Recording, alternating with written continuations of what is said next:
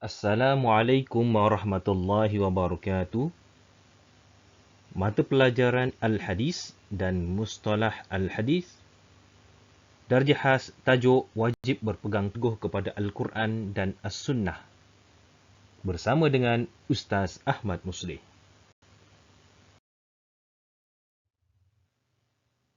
Wajib berpegang teguh kepada Al-Quran dan As-Sunnah.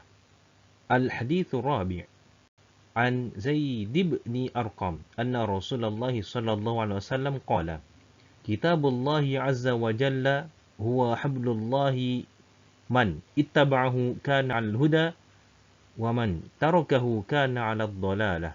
Rawahu Muslim.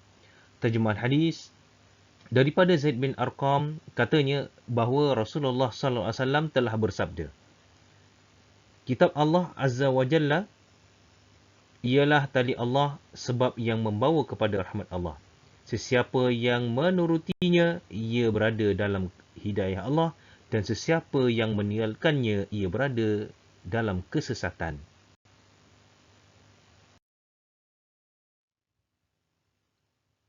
Makna kalimah, Kitabullah, Al-Quranul Karim. Hablullah, tali Allah. Manittaba'ahu, sesiapa yang menurutinya, mematuhi ajarannya. Al-Huda, hidayah atau petunjuk. Wa man tarakahu, dan sesiapa yang meninggalkannya, mengingkarinya, dhalalah, sesat.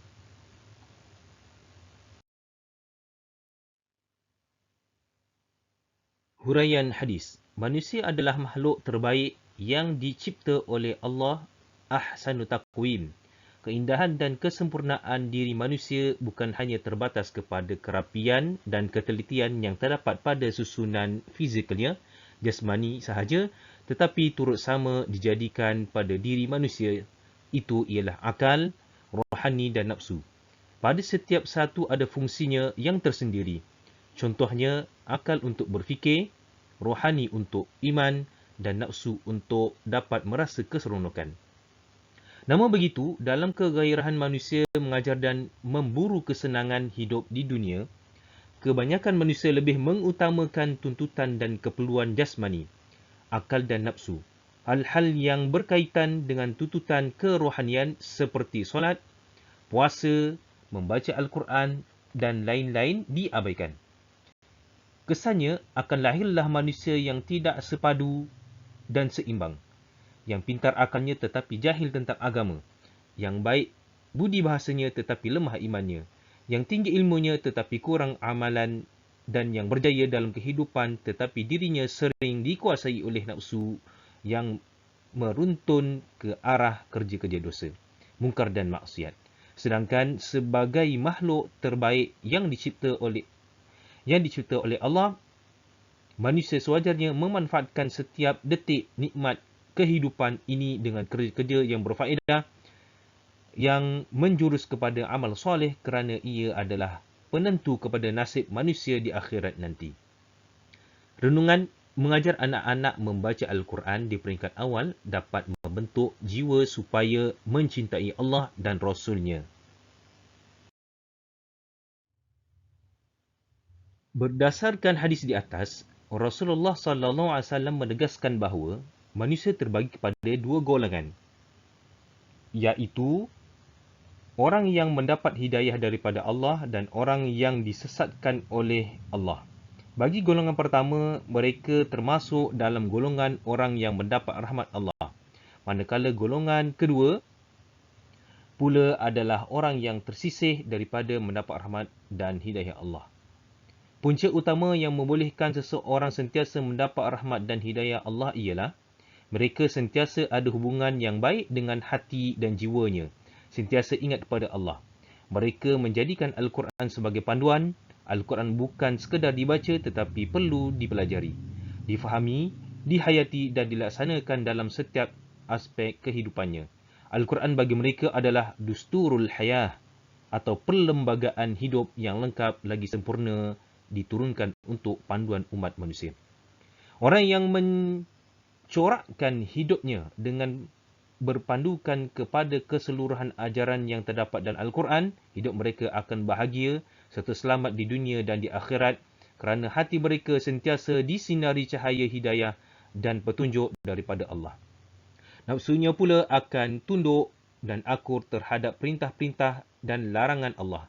Sebaliknya, jika manusia meninggalkan atau mengabaikan sama ada secara keseluruhan atau mana-mana satu bahagian daripada kandungan Al-Quran, mereka termasuk dalam golongan orang yang sesat.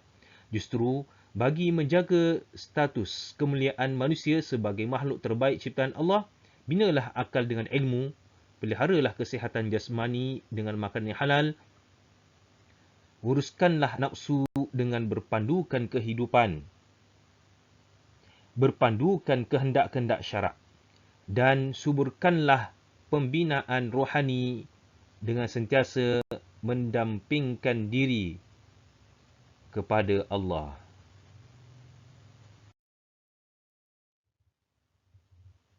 Pengajaran hadis. 1. Al-Quran adalah kitab panduan dan tali penghubung secara langsung antara manusia dengan Allah dan ia adalah penyebab yang membawa kepada rahmat Allah.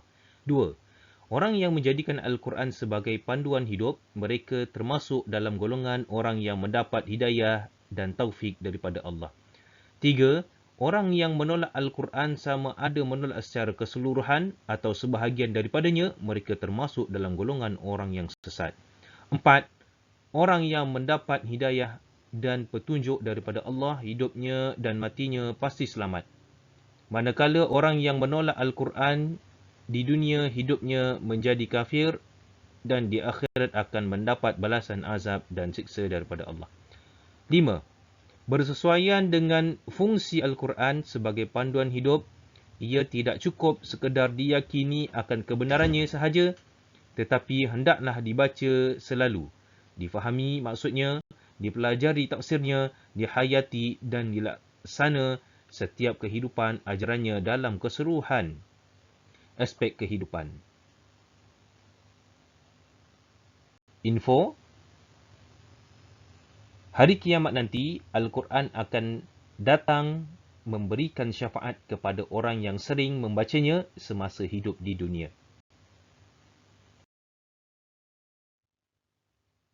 Tamat. Thank you. Sekian, terima kasih. Ilal liqa'.